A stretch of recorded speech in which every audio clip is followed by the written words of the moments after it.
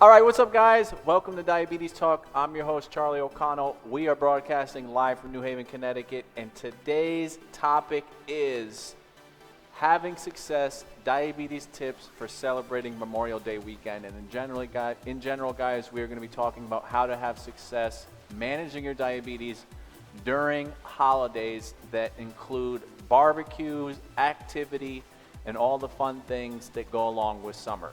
And basically, guys, the overarching theme, okay, with any type of holiday preparation is planning ahead of time. You want to plan ahead of time for three things. The first thing is exercise. So telling you to basically not eat at a Memorial Day barbecue, that is just totally unrealistic, okay? So you can go a long way to managing your diabetes if you get exercise before any function like that. Now, here's the good thing. It's this weekend, it's officially summertime. You should be getting outside, okay? Depending on where you live, you may already have access to the beach. There are incredible hiking opportunities, walking opportunities. Whatever there is outside that's near you, I want to encourage you to embrace those activities. Now, let me take you through my schedule, for example. So tomorrow, we're going to have basically a half a day at work, and then we are going to get in the minivan. And yes, I did buy a minivan. I'm super pumped up about it. So me and my family, we are jumping in our new minivan, and we're going to go on about a 5-hour drive, okay? That can be really, really challenging with diabetes. So here is my personal plan for dealing with that, and I would really, really recommend applying this to your situation if you have anything like what I'm going to be experiencing tomorrow. So the first thing is waking up early and getting plenty of exercise in.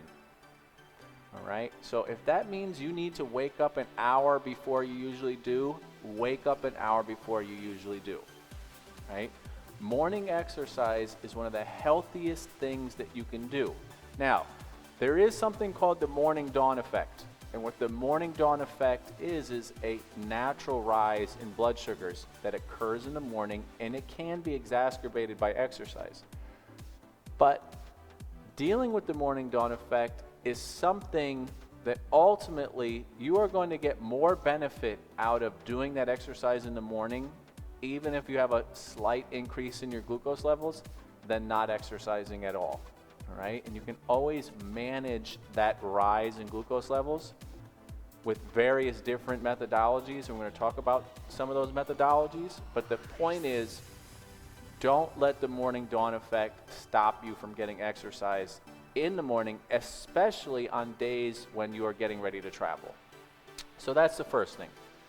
Get up early tomorrow morning, or we're talking about holiday weekends in general.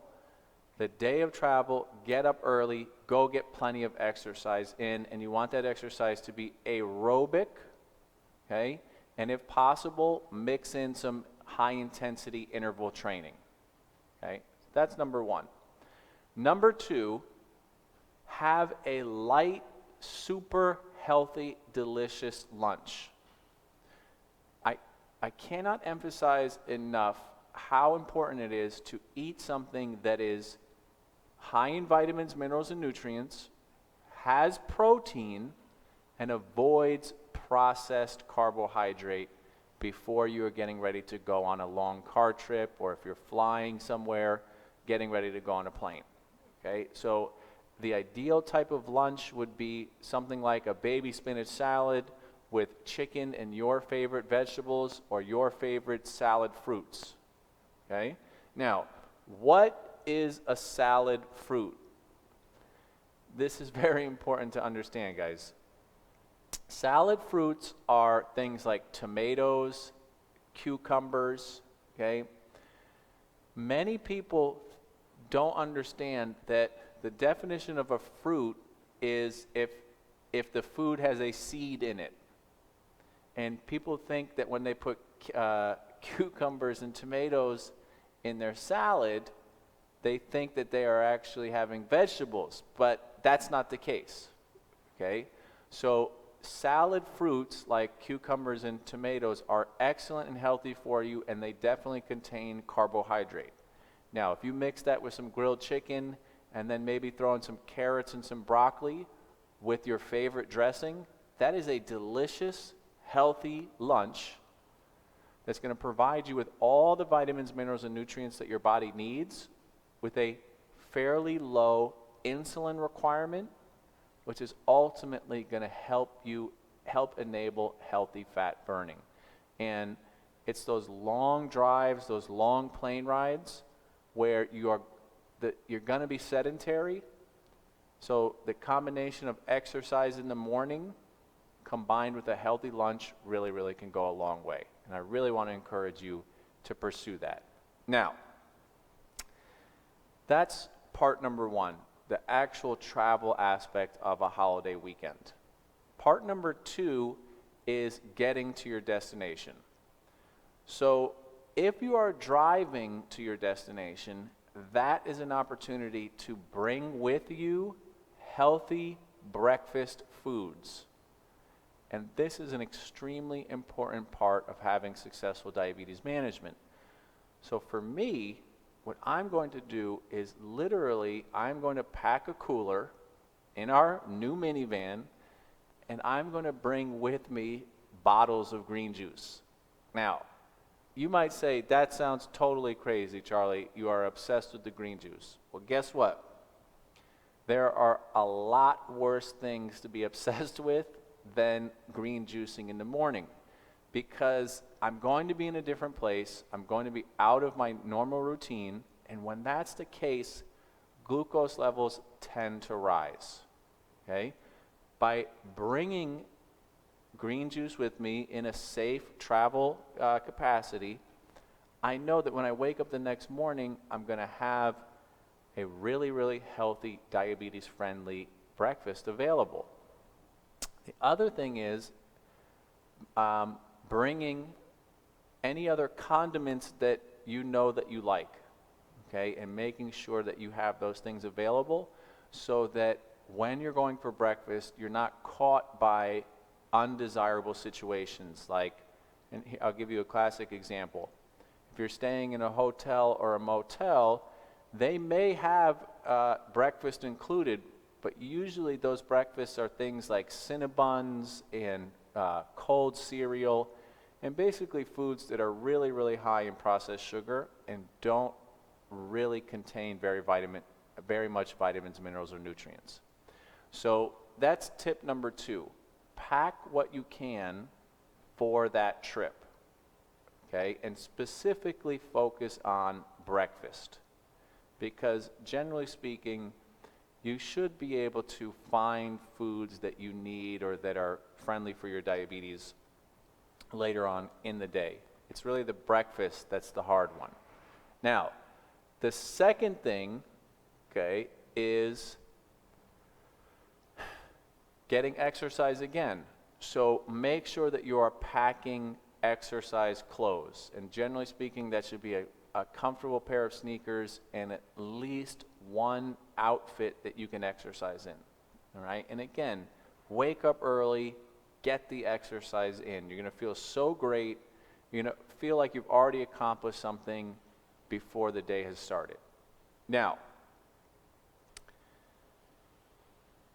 let's talk now about the actual barbecue situation, okay? So, let's assume that you did a great job of packing, you packed your breakfast foods, and basically you've had a great diabetes morning.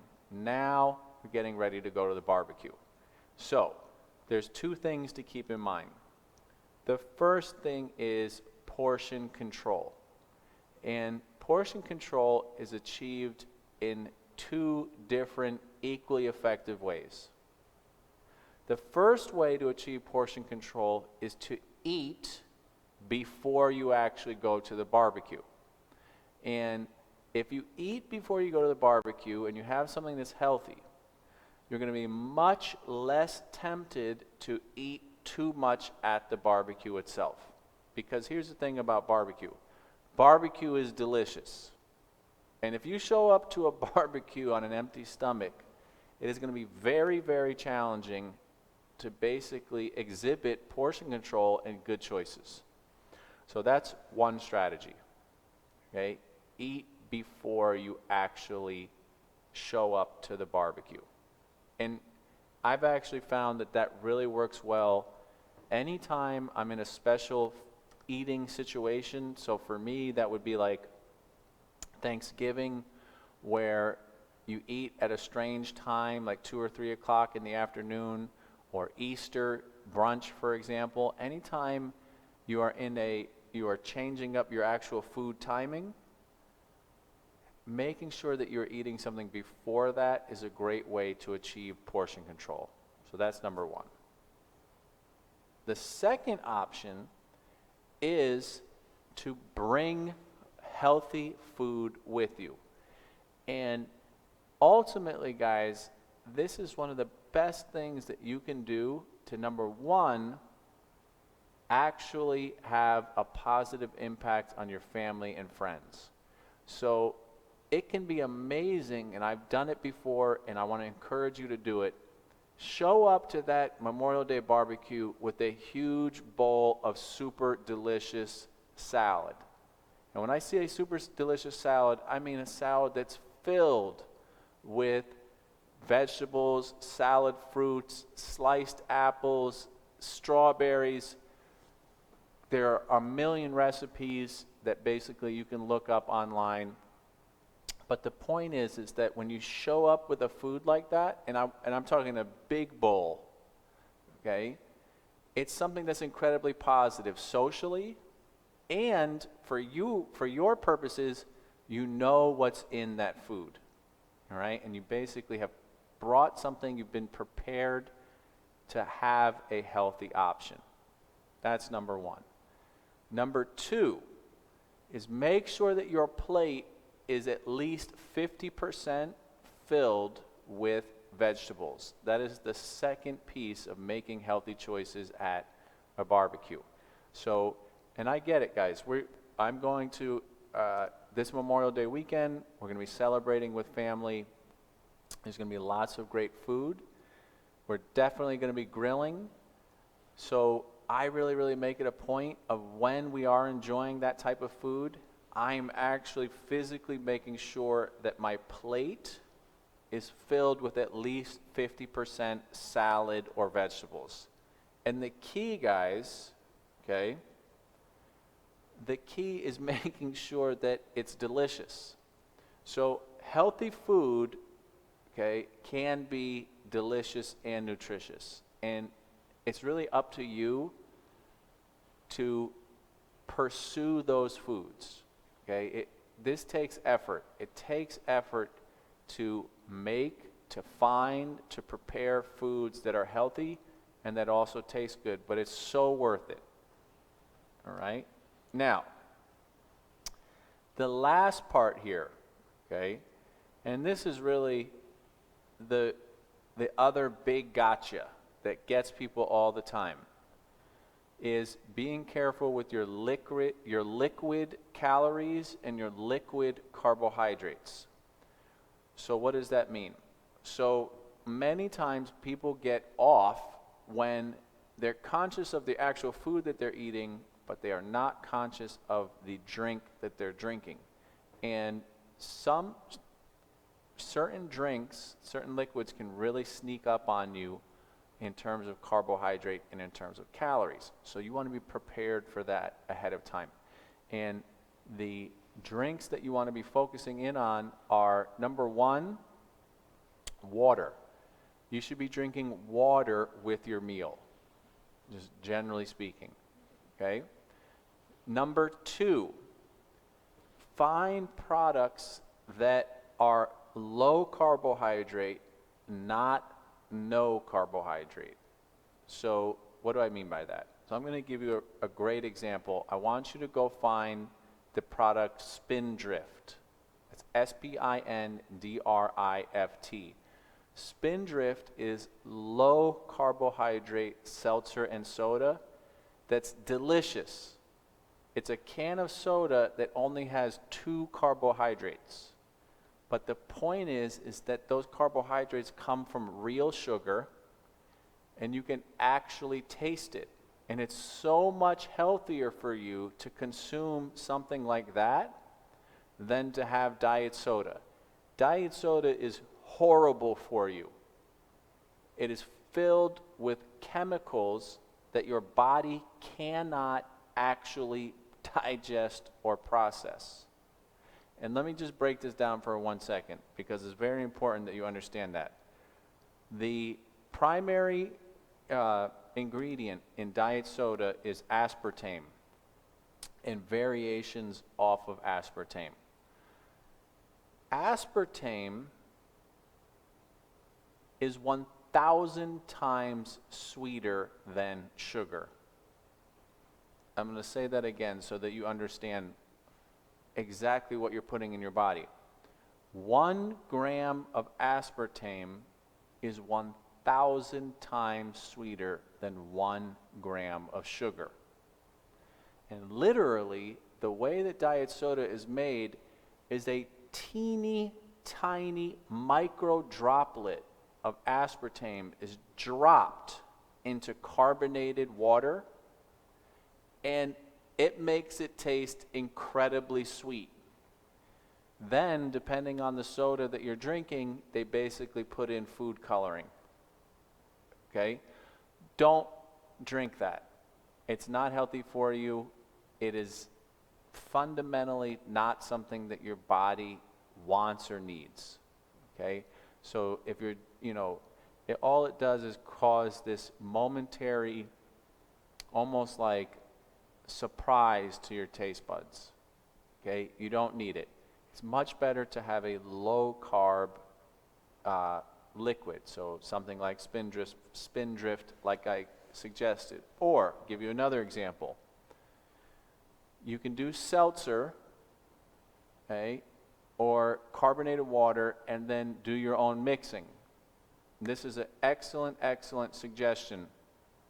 So, because everybody likes sweet things. So, and not very many people actually like seltzer. For me, I don't like drinking seltzer straight up. But I do enjoy seltzer with ice, and then basically I'll put a splash of cranberry or a splash of orange juice or a splash of the actual juice that I like, okay, with the seltzer, and I get the satisfaction of that flavor, but I don't get the 30 carbohydrates or 40 or 50 carbohydrates that go along with the full fruit juice. Another great example is iced tea, okay? Iced tea, unsweetened iced tea with some lemonade, especially if you mix it together, is totally delicious and is a fantastic drink that everybody likes. So there's a high likelihood that it's going to be present at your barbecue, or you can make it yourself. All right?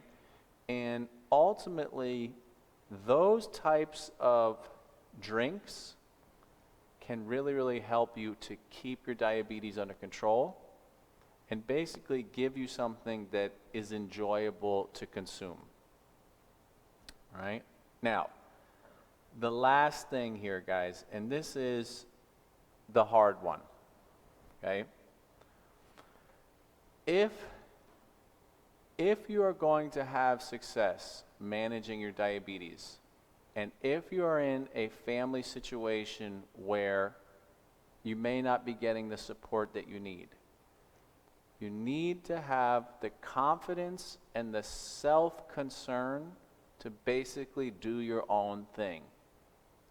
And so what that means is you need to really, really build up your determination to eat in a healthy way, to avoid drinking in excess, maybe to avoid drinking at all. Okay?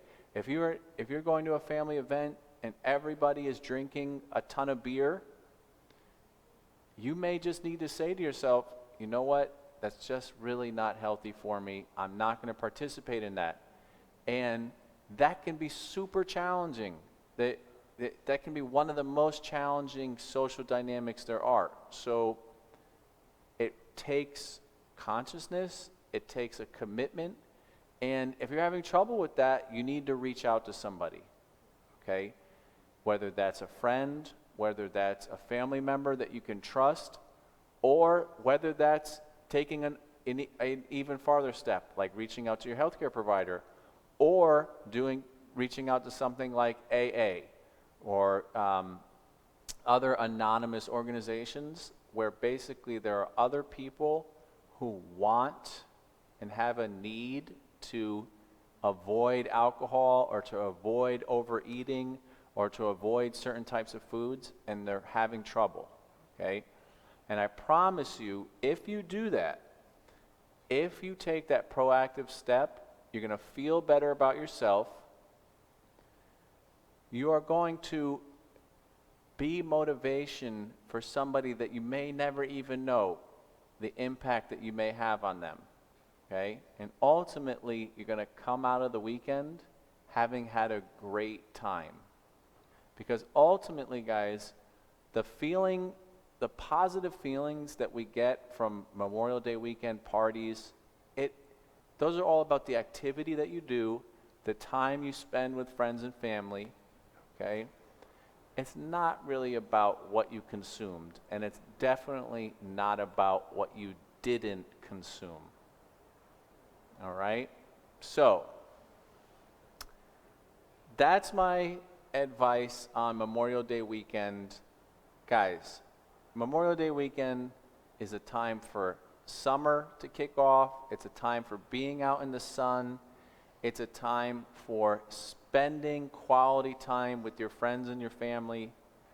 And ultimately, your diabetes should be something that is in the background in a positive way. And as long as you've taken those steps that we just talked about, okay, you're going to have success managing those situations. And on that note, we're going to sign off. I want to thank everybody who joined us on YouTube, on Instagram. I see you guys on Facebook and in the GlucoseZone app. Guys, it is great to have you here as always. I can't wait to hear of your success, okay, managing your diabetes over Memorial Day weekend.